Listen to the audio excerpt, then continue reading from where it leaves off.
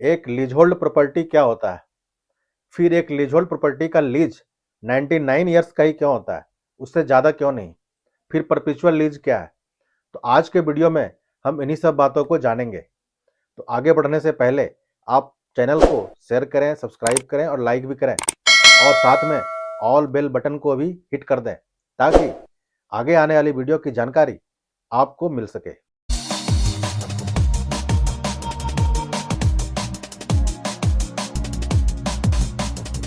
एक lease hold property वह property है जो कि 30 साल से लेके 99 साल तक के लीज पर ली गई है।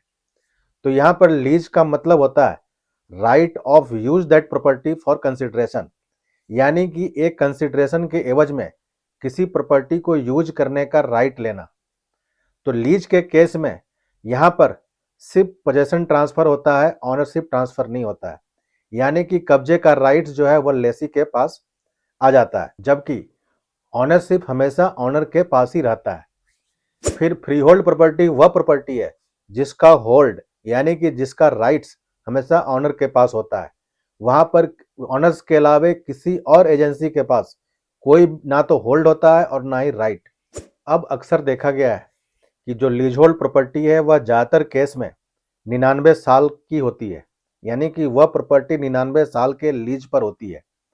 तो उस प्रॉपर्टी का जो यूज है लेसी वहां पर 99 साल तक ही कर सकता है, और उसके बाद 99 साल के बाद जो उस प्रॉपर्टी का ऑनर है वह उस प्रॉपर्टी को वापस क्लेम कर सकता है।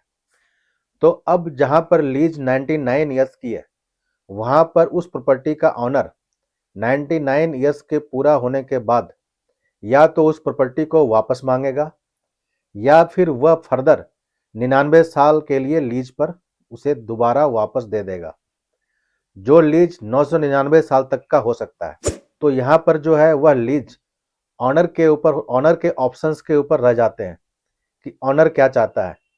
अगर वह वापसी चाहता है तो प्रॉपर्टी वापस मिलेगी, अगर वह आगे एक्सटेंशन चाहता है तो वह फर्दर उसको उस लीज को एक्सटेंड कर देगी। अब यहाँ पर ऑनर उस प्रॉपर्टी को 99 साल पूरा होने के बाद या फिर उससे पहले भी कुछ अमाउंट लेकर फ्री होल्ड भी कर सकती है लेसी के फेवर में, यानी कि लेसी के फेवर में कंसिडरेशन लेकर लेसी को सेल भी कर सकती है। तो जहां पर वो सेल कर देगा तो वह प्रॉपर्टी लेसी के फेवर में फ्री होल्ड हो जाएगी। अब जो बिल्डर्स या डेवलपर्स प्रॉपर्टी को डेवलप करते हैं वह ज़्यादातर केस में 99 ईयर्स के लीज पर ही लेते हैं, ना कि फ्री होल्ड, क्योंकि एक lease hold property free hold के तुलना में उन्हें सस्ती मिलती है, और सस्ती होने के कारण बिल्डर या डेवलपर को ज़्यादा मुनाफा या ज़्यादा लाभ प्राप्त हो जाता है। अब एक अगला सवाल यह आता है कि यह लीज 99 साल का ही क्यों, 999 क्यों नहीं, क्योंकि अब ये बिल्डर या डेवलपर 999 साल पर भी ले सकते हैं, फिर 99 साल के लिए क्यों लेते हैं। तो इसके लिए जो ग्लोबली एक्सेप्टेड है वह यह है कि एक बिल्डिंग की लाइफ 100 साल मानी गई है, यानी कि एक बिल्डिंग 100 साल तक सेफ होता है, सुरक्षित होता है। और दूसरा कि 99 साल में एक फैमिली के 3 जनरेशन तक आ जाते हैं, यानी कि वहाँ पर 3 जनरेशन तक के फैमिली मेंबर वहाँ पर रह सकते हैं। इसीलिए जो बिल्डर्स हैं या डेवलपर्स हैं वह लीज जो लेते हैं वह 99 ईयर्स के लिए लेते हैं। फिर एक महत्वपूर्ण जानकारी आपको यह भी होनी चाहिए कि जहाँ फ्री होल्ड प्रॉपर्टी की कीमत लगातार बढ़ती है, वहीं पर जो 99 ईयर्स के लीज पर होता है वह 99 ईयर्स के करीब आते आते उस प्रॉपर्टी की कीमत कम हो जाती है। फिर लीज के केस में एक और टर्म आता है परपेचुअल लीज, यानी कि एक ऐसा लीज जो कि हमेशा के लिए है। तो जिस लीज में किसी टाइम पीरियड का जिक्र नहीं है, यानी कि जहां लीज में टाइम पीरियड फिक्स नहीं है, वह लीज हमेशा के लिए होता है, परपेचुअल होता है। तो जनरली देखा गया है कि perpetual lease generally government land पर ही होता है।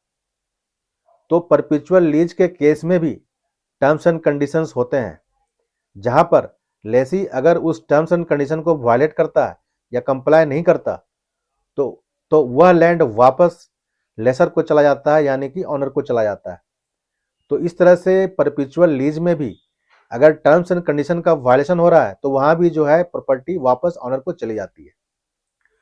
तो इस तरह से हमने आज देखा कि एक लीज होल्ड प्रॉपर्टी क्या होता है, फिर एक लीज होल्ड प्रॉपर्टी 99 साल के लिए क्यों होता, फिर एक परपेचुअल लीज क्या है, या फिर एक फ्री होल्ड प्रॉपर्टी क्या होता है। तो आज के लिए इतना ही।